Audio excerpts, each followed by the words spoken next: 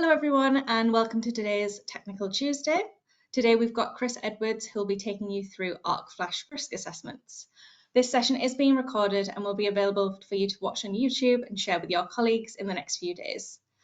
Please use the question box to ask any questions you have and Chris will answer these after the presentation. And you can claim an ECA Professional Development Certificate for attending today's webinar. There'll be a QR code at the end of the presentation, which you can scan to request yours, or there'll be a link emailed to you after the session. So thank you for joining today's session, and over to you, Chris. Good morning, everybody. Thank you, or good afternoon even. Thank you, Kat, very much. Okay, this afternoon, what I intend to do is cover Arc Flash risk assessments, of course. So the aims for the next 35-ish minutes or so are to look at Arc Flashes, look at Arc Flash risk assessments, of course. Now, Arc Flash risk assessments and certainly the calculations are very, very complex, as we'll see a little bit later on. So I'm obviously not going to go into those in huge detail. What I'm aiming to do is just give you an overview of the process and the concept and the basic requirements. But what I am going to cover as part of the session today is what an Arc Flash is. We're going to look at the standards and legislation or guidance in relation to Arc Flash. We're going to have a look at risk assessments generically and then specifically with regard to Arc Flash. We're going to be talking about or looking at the boundaries of the Arc Flash zones and the concept and the related PPE that goes along with that. And then we're going to summarize and have a little session at the end for questions and answers. So, what is an Arc Flash? Well, an arc flash, for want of a better description, really is a type of explosion, normally through air, from a line conductor to Earth, or from a line conductor to another line conductor. Now, the problem with arc flashes, of course, is the amount of energy they release, which can be phenomenal, as you can see on the bottom here.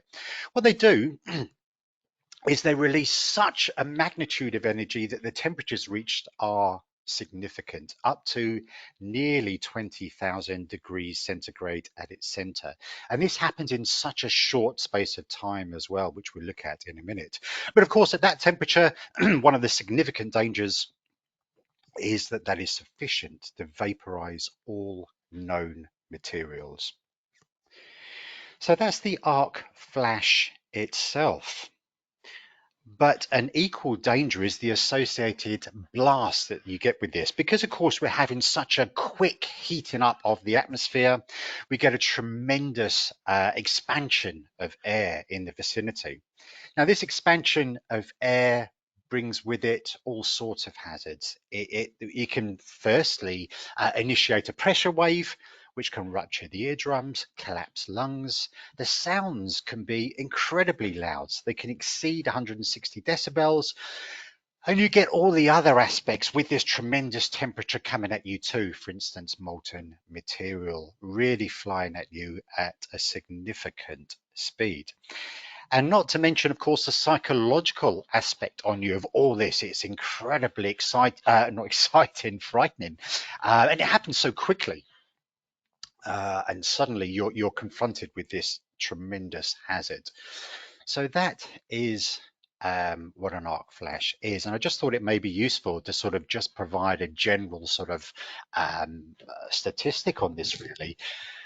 There isn't significant detail with regard to specifically only arc flashes or their occurrence in the UK, but it's estimated that around 400 of these incidents occur in the UK each year. And as I've just shared with you, one of the major hazards of this is that it happens so quickly.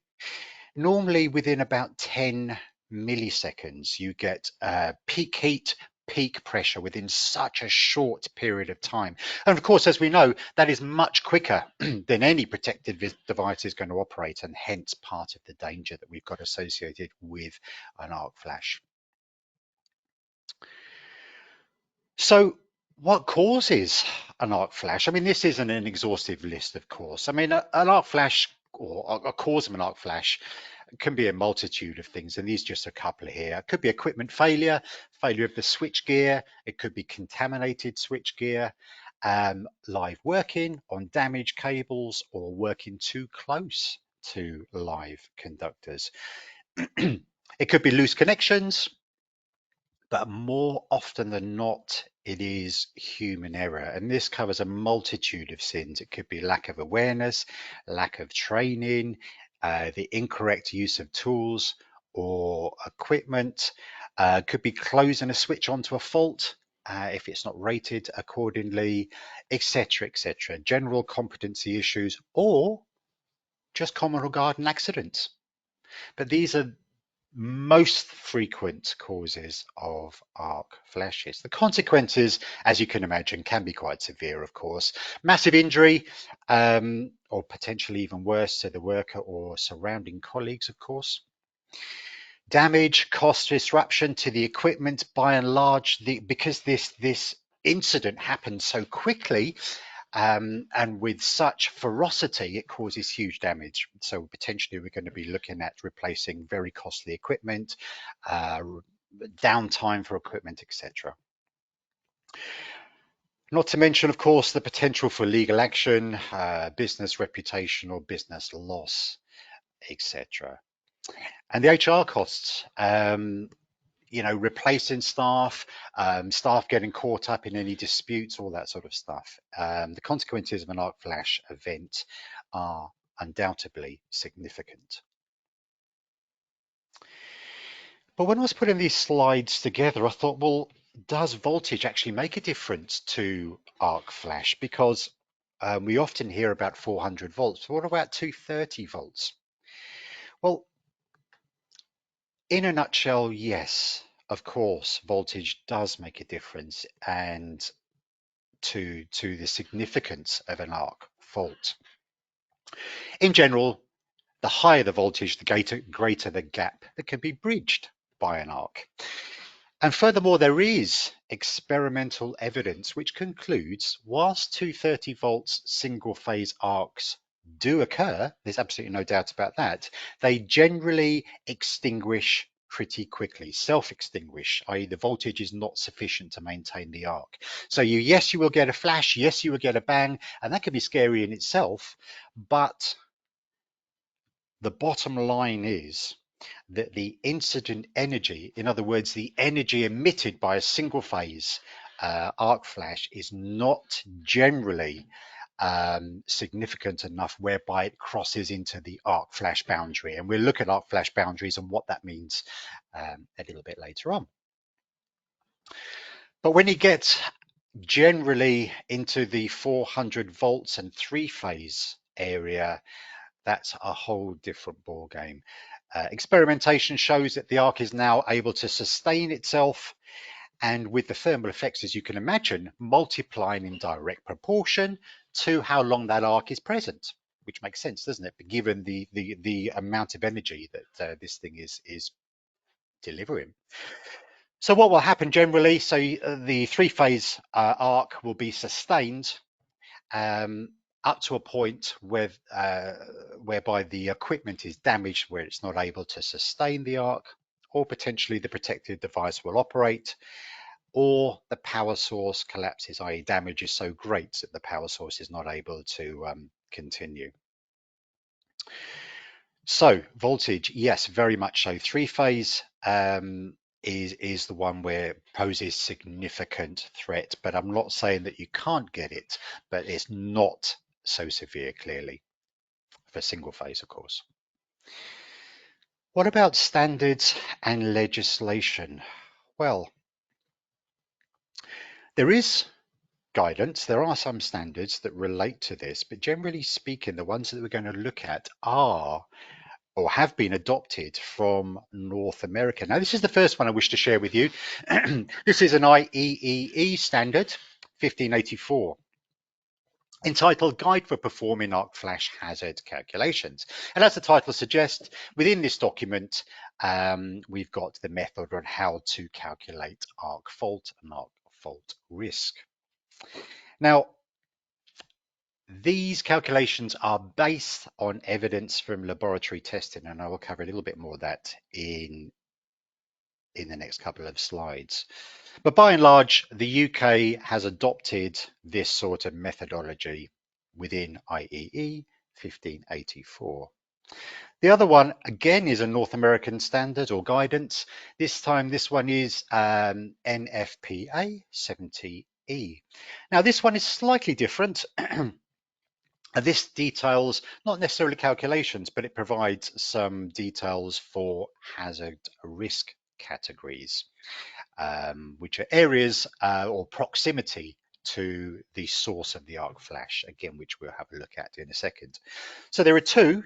They are North American, but by and large, they have been adopted by the UK contingency, really, because one, they've proven to be quite reliable, and two, there's no UK source or equivalent. But what about UK legislation?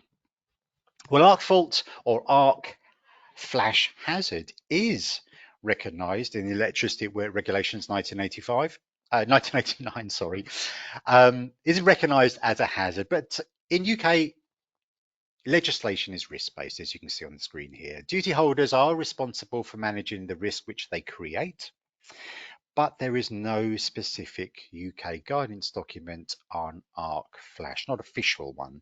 Although current HSE guidance does, of course, as we've seen here, emphasise the seriousness and includes arc flash hazards within their guidance. And they say this: arc flashovers caused during work on live circuit conductors are likely to be particularly hazardous. Such cases may often lead to very serious, sometimes fatal burn injuries for the reasons that we previously discussed. So that is recognised in UK legislation. Now, one pertinent point which I just wish to highlight here before we move on is, of course, this is all to do with if a system is energised.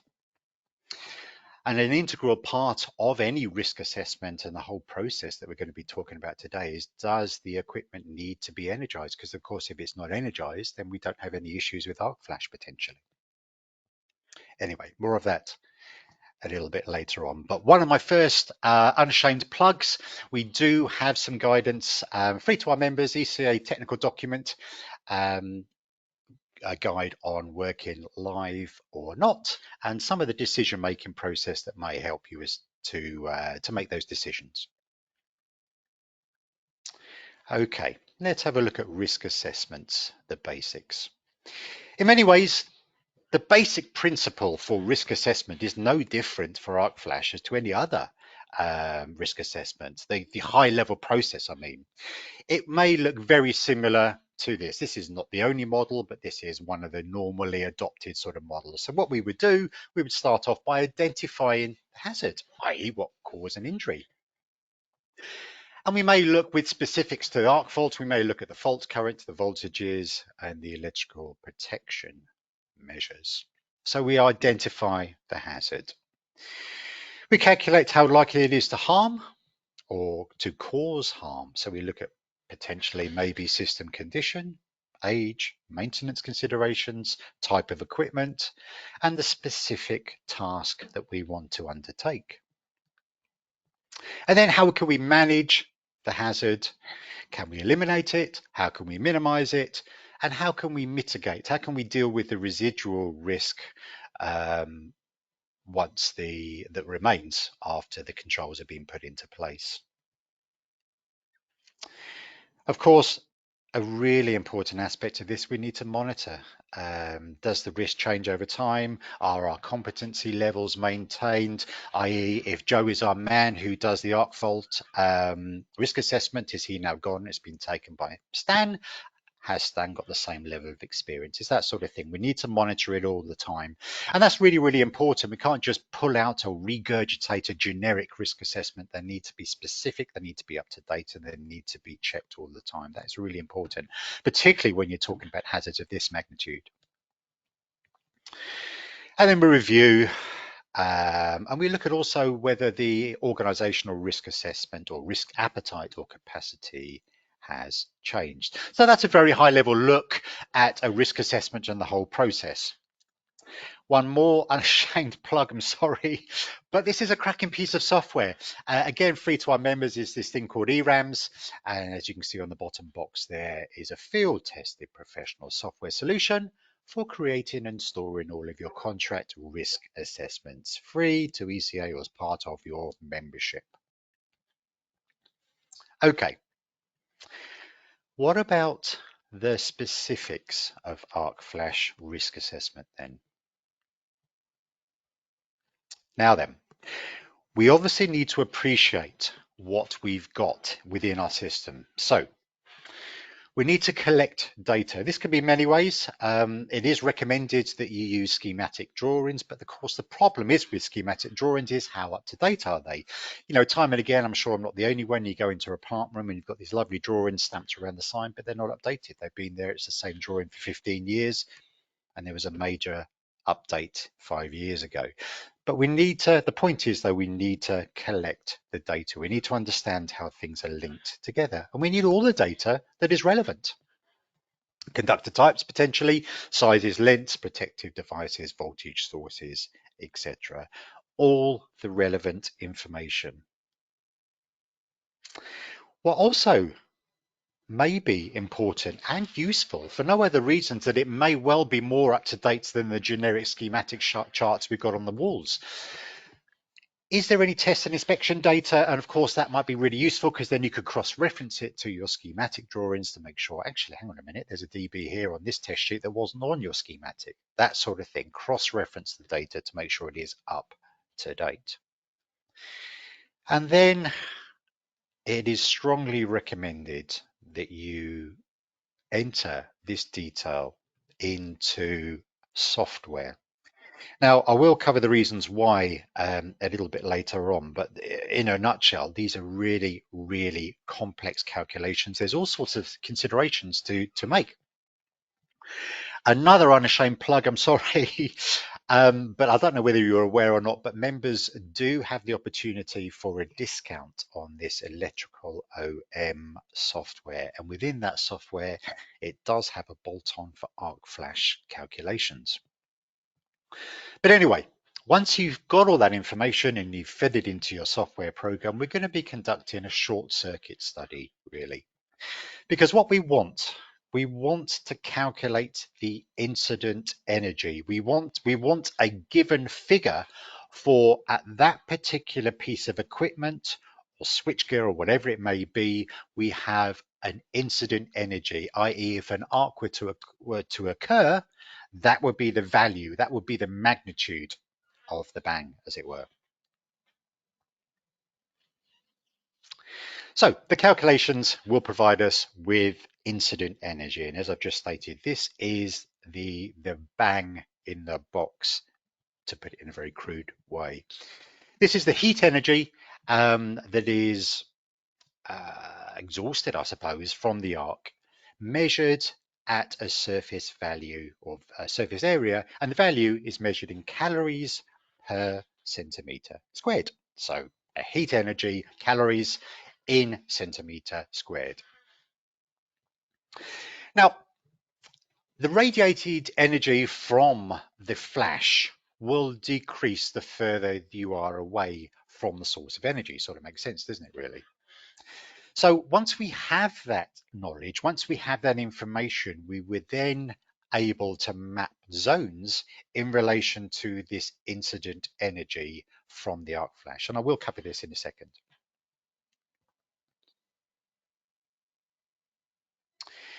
Now, this may not be as straightforward as you may think. It's not necessarily just about providing the short circuit information. And this is one of the main reasons why we need software to assist us, because this may be an item to consider.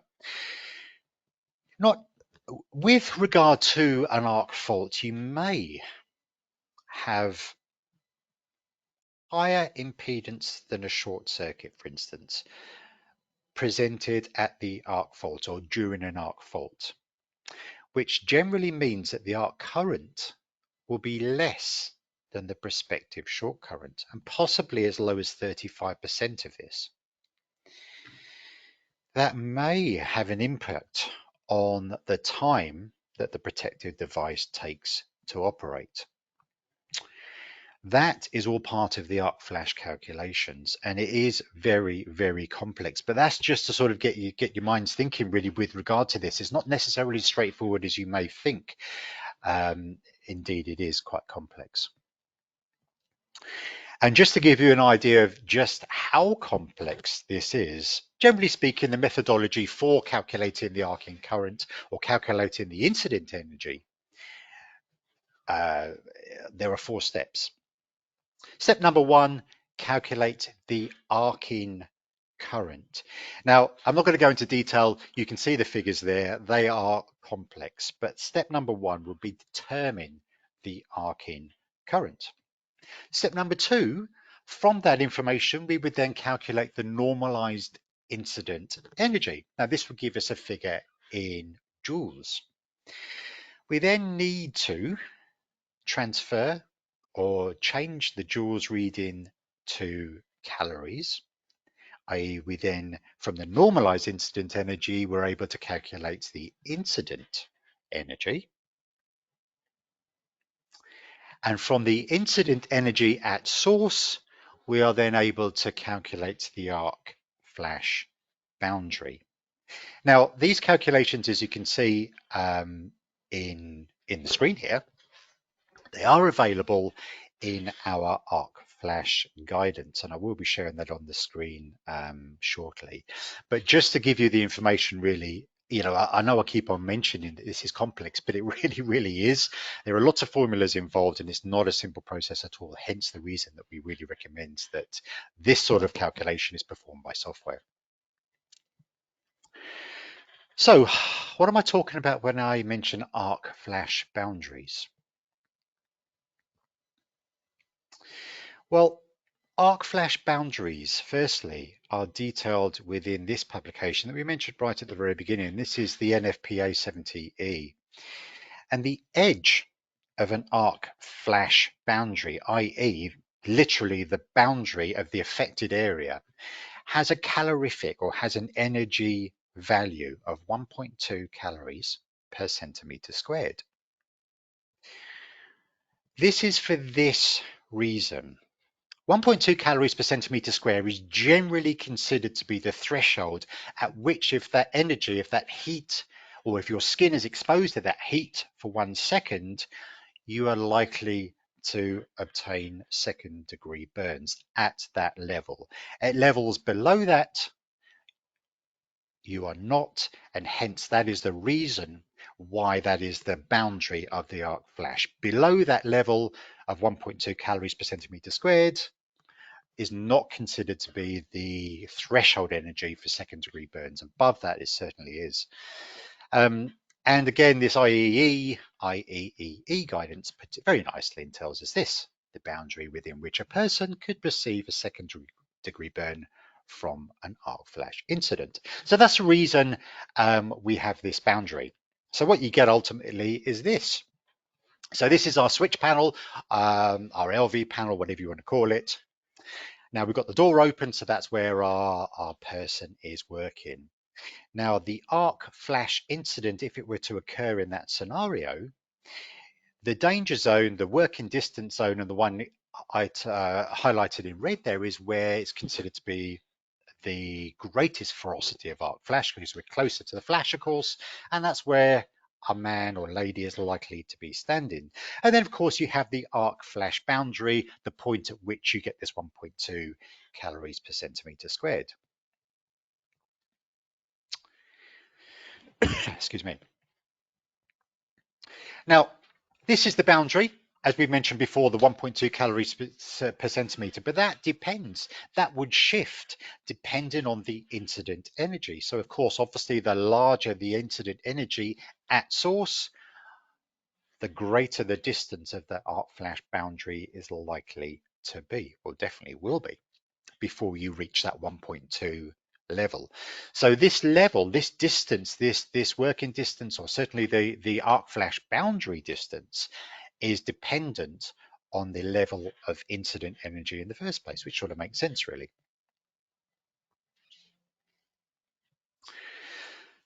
Now, We can also turn to the hazard risk categories. Now, these relate directly to the incident energy. Now, you don't have to. This is just another option to you and one that's detailed within NFPA 70E.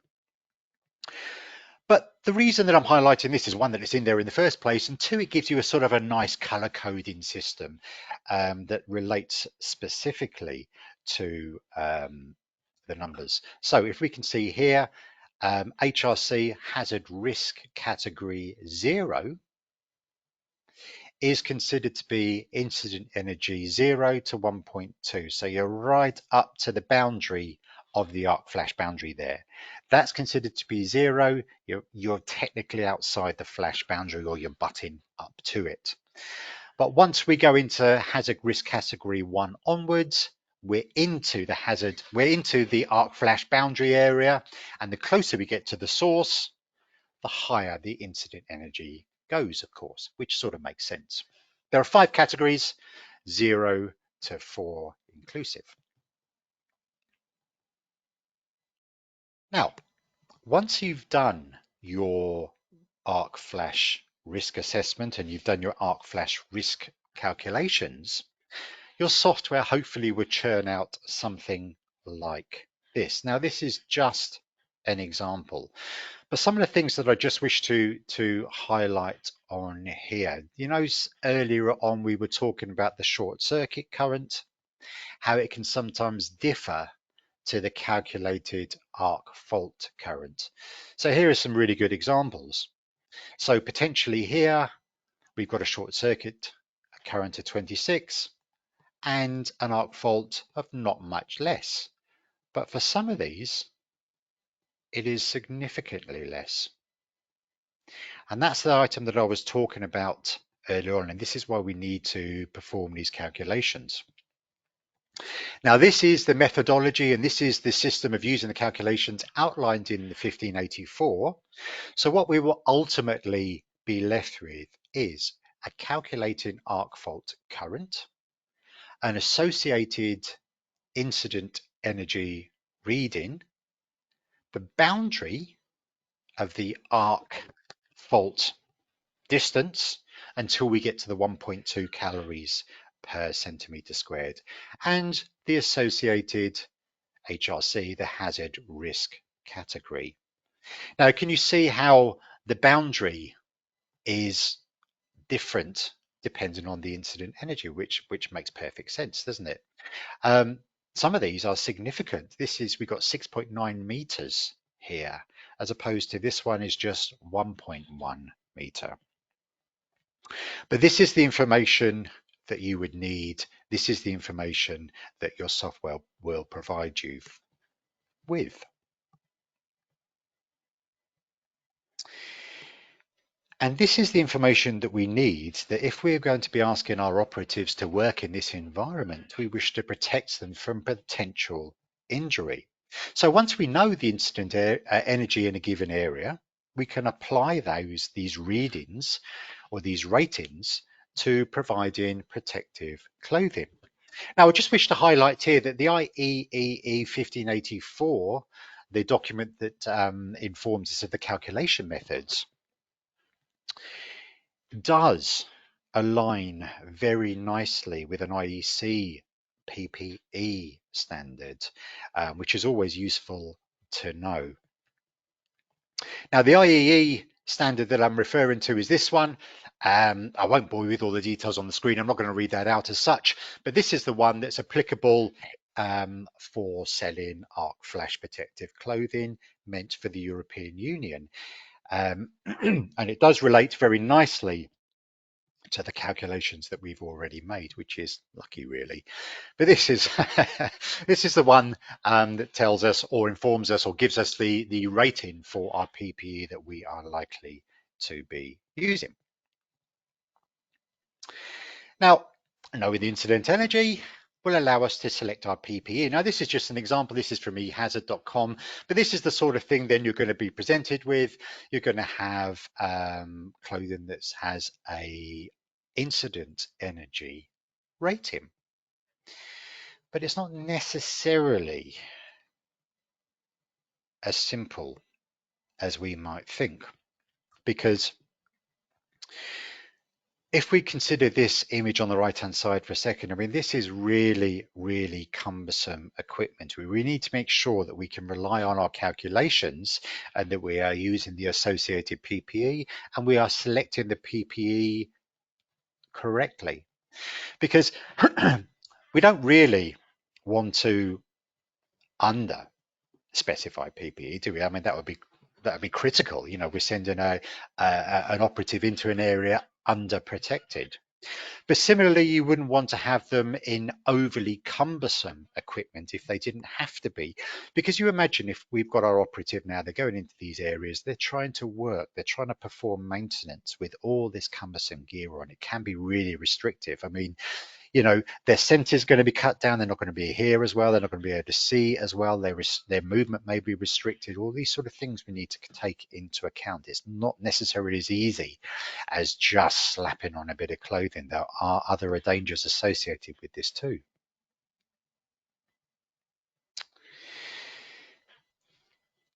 And if you look at that document or the standard that we were talking about earlier, the 61482, there's loads of terminology in there. I'm not going to go into the huge detail here, but we just need to, if we're going to be protecting or aim to protect our operatives from this sort of, or when they're working in this sort of environment, we need to be familiar with some of the terminology. Now, if you just look through those brochures, some of the terminology that you may come across or the abbreviations would be ATPV, which would be the arc thermal performance value, or even EBT. The two are not the same. Energy break open threshold as opposed to ATPV. They're not the same. So it's something that if we are selecting PPE, we need to be aware of. And of course, with regard to this sort of level of protection, particularly if we're getting up to this sort of value, it is going to be very much a layering up type approach. So you may have your dungarees, and then you would have a basic vest type thing, and then over the top you would have something more substantial. And then of course we want to protect our face, our neck, our eyes, and our hands as well. The important thing is, of course, that we need to make sure that if our incident energy tells us that we have a threshold or a reading of, I don't know, 5, no, not 5, 3, for instance, we want to make sure that our PPE has that rating or above. We can't obviously be sending our person in there with PPE with a rating of 2. They would be underprotected in the worst case scenario. So once you have performed your assessment, what are we going to do then? Well, this is just an American warning label, actually, but I thought it was a good opportunity to share with you some of the detail, because once we performed our arc flash risk assessment or our arc flash calculations, it would be really, really useful if we were to apply information at the places that we deem appropriate. And with regard to information, I'm talking about this. It doesn't necessarily have to be a warning label, but I just thought this would be a good example. Now, I'm hoping you can see some of the detail on here. But some of the information that you may wish to consider would be things like this. So 6.1 would be the incident energy in calories per centimeter. This is the voltage that we're dealing with. The arc flash boundary, of course, being American, it's in inches. The available fault current, recommended PPE. Now, the Americans, they go into a little bit more detail because they break down these zones even further. They have what's called limited approach boundaries and restricted approach boundaries, and I'll cover that just very briefly in a second. But I'm just highlighting this really because it's really useful information. If you've gone to the trouble and the expense of performing an arc flash risk assessment and all the calculations and running the software, assuming nothing has changed, you don't want to be doing that every couple of years or so, do you? You just want to be making sure that the people, if they need to know, the information is at the relevant piece of equipment ready there for them to observe.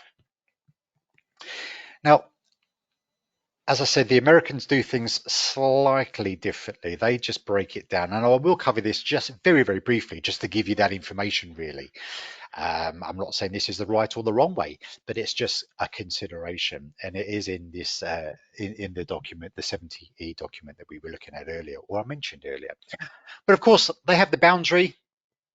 The calculations are all the same because, of course, we're using their documents to perform the calculation. So the boundary is the first thing.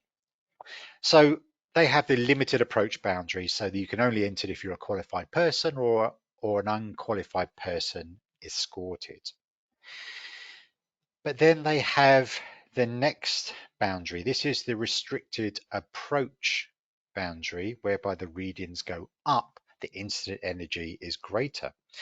You can only enter this area if you're a qualified person and you are wearing appropriate PPE. Now that's interesting, isn't it? Because I would have thought you wouldn't be wearing PPE when you get into this zone. And the prohibited approach at boundary, well, of course, you need to be fully competent, fully qualified, and PPE'd up. But just to give you that information, really, that's what this is going on about here. The arc flash boundary is the 1.2 is exactly the same. Whether you adopt that process or not is completely up to you. But I just thought I'd highlight what that information is on this sticker. Now, what about future considerations? Well, I think it's important to share really that the previous slides have been in relation to AC only and mainly three-phase. And the reason it's three-phase is because, as we've seen, the incident energy likely to be produced. But we're entering into a changing world at the moment. More and more often we're seeing DC systems. Now, DC systems, certainly on the bigger DC systems, there is potential now for an arc flash hazard there too. Now, I haven't gone into arc flash for DC. If you're after that information, it is in the IET's latest code of practice, contains information and considerations for DC arc flash. Now, interestingly, if you look at this, the methodology in there relates to calculations and methods in place in Australia and New Zealand. So again, we've got these pioneering countries and we are adopting their standards, it seems. So we've got the Americans for AC, and now within our IET guidance, we're following the way of the Australians and New Zealanders. I just found that quite interesting, really. But DC calculations are slightly different. The principle is exactly the same. Of course, you will have an arc flash. There will be an incident energy released, and you will have a boundary past which you mustn't pass unless you're protected, of course. Now, I just thought it may be useful when I was going through this slide today, just for future considerations, really, for designers or specifiers. Now, we have heard the term arc chutes. Now, arc chutes predominantly aren't designed for arc faults per se. They are there to extinguish arcs for normal switching, maintenance, that sort of thing, really. Although they do play a crucial role potentially in containing and extinguishing an arc if a fault occurs. So that's the reason that I have mentioned them today, because they've been around for quite a while. Arc chutes, specify them within LV switch panels, for instance. If you're in that position, that may help to mitigate any arc fault risks. But this is the other thing that I wish to share with you today, is that there are such things, well, they're very similar to AFDTs for LV panels. Now, what I mean by this, these are relatively new devices designed to react and divert a potential arc into a short circuit. Now, these are things that you can get in LV panels. I know one manufacturer is, well, it's Eaton, I will share that with you, but one manufacturer is producing them at the moment. I'm sure there are others too who will be doing the same thing. But what these devices are, they're very clever. They operate, and more importantly, they operate really, really quickly. So what they do is they sit on the source really in the LV panel, and at every point of arc potential, they have current sensors and flash sensors effectively. And what happens in the event of an arc, when an arc, say for instance, starts to develop further downstream, they will recognize this, and they will, what they do is they effectively they thrust copper bars into the system to create a short circuit. And now the idea of doing that, of course, would be to provide a short circuit to stop the arc in its tracks.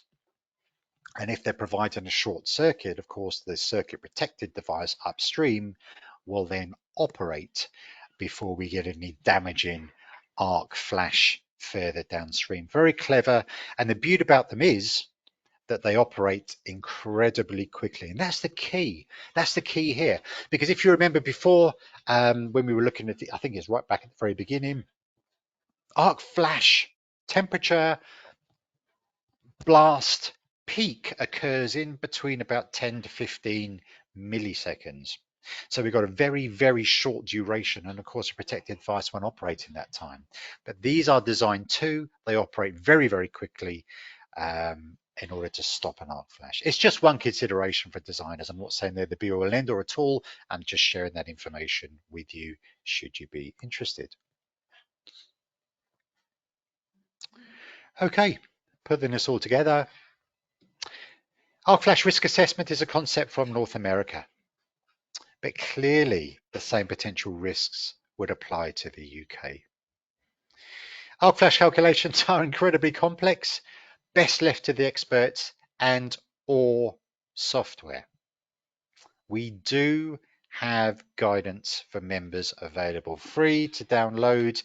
The one at the top here, I don't know whether you can see that, but this is a guide that I mentioned before, Guide to Working on or near live electrical systems. But we do have a slightly older, but still very relevant arc flash risk assessments in the UK guidance note. And within that guidance note, it's very complex, it's very detailed. It does provide you with the formula that we were looking at earlier. In fact, those snips that I shared with you were taken directly from that guidance note. And let's not forget that PPE is the last level of protection. Let's seriously consider whether we need to be working live at all. Because if we're not working live, potentially this threat, this risk goes away. And finally, it would be remiss of me not to share some information with you. There are excellent sources. Obviously, our own is a fantastic source, but there are others. This is a recognized brand, of course. This is freely available on the internet, Arc Flash Risk Management. Very good guidance. This isn't free, but is some excellent guidance too. This is the European Arc Flash Guide, penned by Mike Frayne. But I just thought it's only fair to share that information with you. I'll leave this on screen for a second. This is your CPD attendant certificate that you can put towards your CPD log. Please scan that QR code. That'll take you to a just very brief questionnaire, and then it will download your certificate. Thank you. If you've got any questions, please don't hesitate to fire away. Thank you very much, Chris. So we've got a few questions in. I'll just read them out to you. So first question, is arc flash referenced in the IET wiring regulations? No. It's not. No, not in the concept that we've been talking about today. It is a hazard that we need to that is recognised in legislation. But generally speaking, arc fault is just that. It's a fault that occurs. I mean, you know, we've got the normal principles in 7671 of overcurrent protection, short circuit protection, etc., etc. But there's not specific mention. Okay. Next question. Does the arc flash energy have certain effects such as luminary, thermotic, kinematic? I see the use of PPE, but how do we provide protection for kinematic? Kinematic, what the flash we're talking about? Flying, The what, sorry? flying objects. Flying objects. Yeah, well, that's a very good question. The PPE is just there to protect us from the thermal effects. I suppose, yeah, I mean, that's a really good question, isn't it? The PPE is the last level of protection, isn't it? And we're more interested in or the idea is for to protect us from burns. Flying, I mean, obviously it will have a degree of protection against flying objects, but if we're dealing with 700 miles per hour flying objects, it probably won't, and there's very little that you could probably do to protect yourself against that sort of thing. Um, yeah, it's very difficult. I'll see if I've got some information on that. I'll just jot that down actually, and see whether I can forward that on to you. Um, yeah, I'll come back to that if that's okay. Thank you for that question. Yeah, we can get that over to No, you, good David. question. Thank you. Next question. Do you believe an arc flash risk calculation is carried out each time isolation re-energization is required on an LV switchboard? Sorry, say again. Sorry, let me get that. Do you Sorry. believe an arc flash risk calculation is carried out each time isolation/re-energization is required on an LV switchboard? Certainly, the calculations, if nothing has changed, well, they only need to be performed at every point as long as they are valid, time frequency, really. But of course, it is something that you would need to be aware of when you're isolating, of course, and re-energizing, because it is a genuine hazard. So particularly in that environment, single phase, you need to consider it, but for three phase, um, you wouldn't, well, yes, you wouldn't need to perform the calculations, but you would certainly need to make sure that the risk assessment that you are performing deals with that, because it's one of your many hazards, isn't it? I mean, arc flash as well as electrocution, and presumably it would be on the same risk assessment, and you would have that risk assessment with you when you're performing your work, and you would therefore your risk assessment would identify the hazards and provide you with the methods, the safety methods that you would adopt when undertaking that task. Did that answer your question? If you can let me know if you're still here, Liam, so just if that answers your question.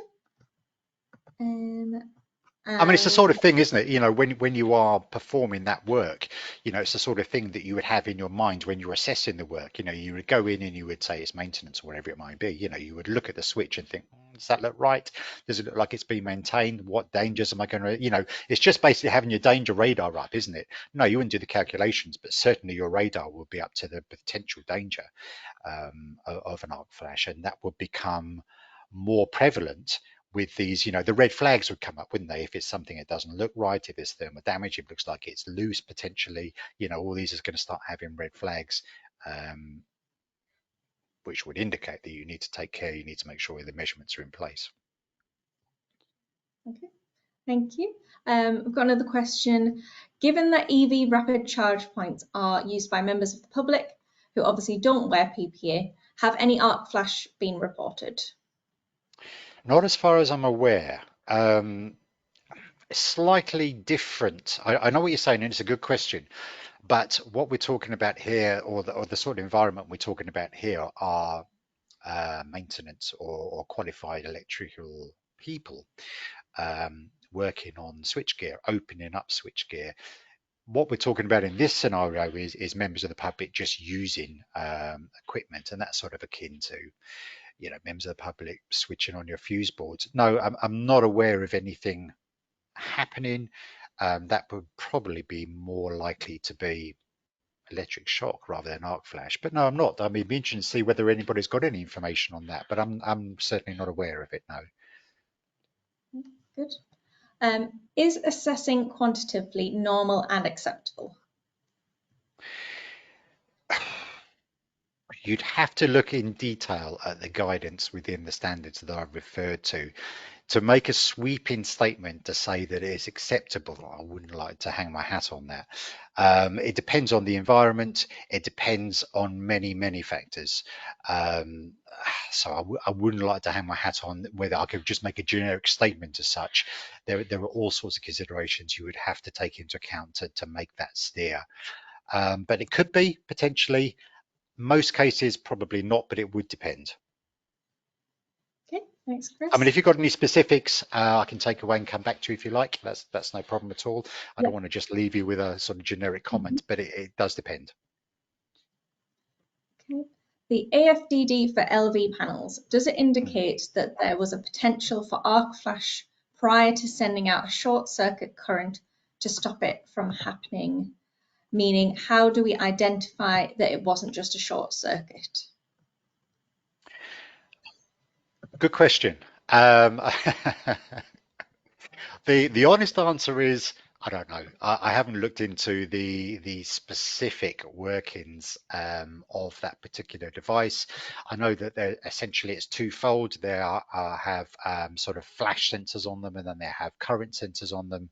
But I'm sure that with that particular device, the manufacturers will be able to give you that information. But yeah, I know. I take your point. You don't really, if it's just a short circuit downstream, you don't want that smashing into your supply and shutting it off.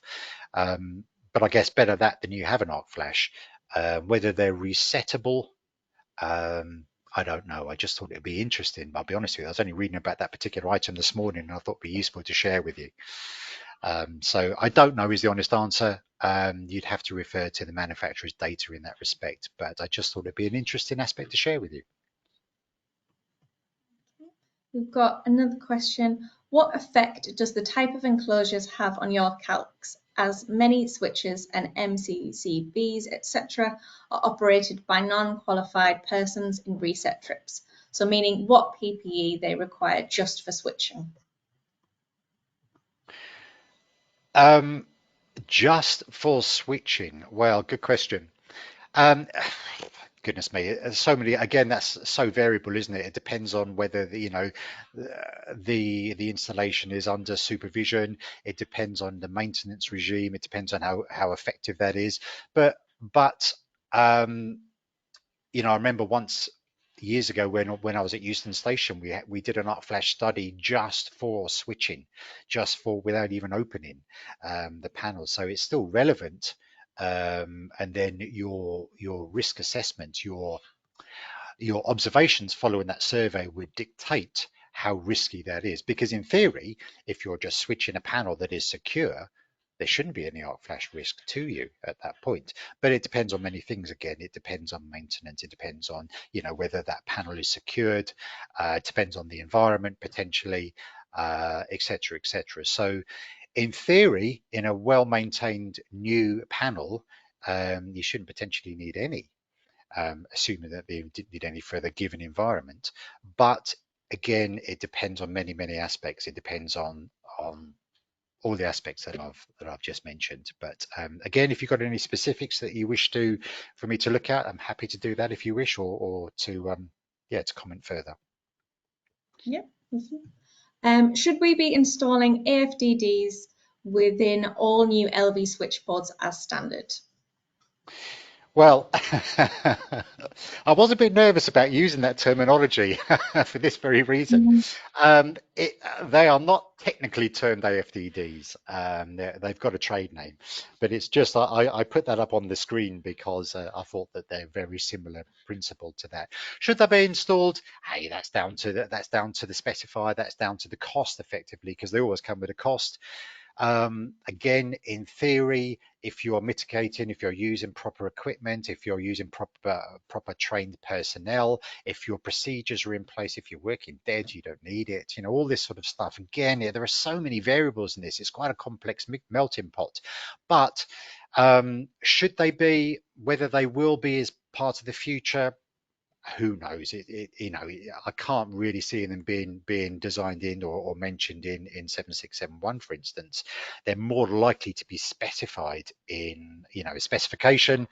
London Underground, for instance, may wish to specify them at some point in the future, because it depends on their adversity to risk, and depends on their purse, the depth of their purse ultimately. But it certainly wouldn't do any harm.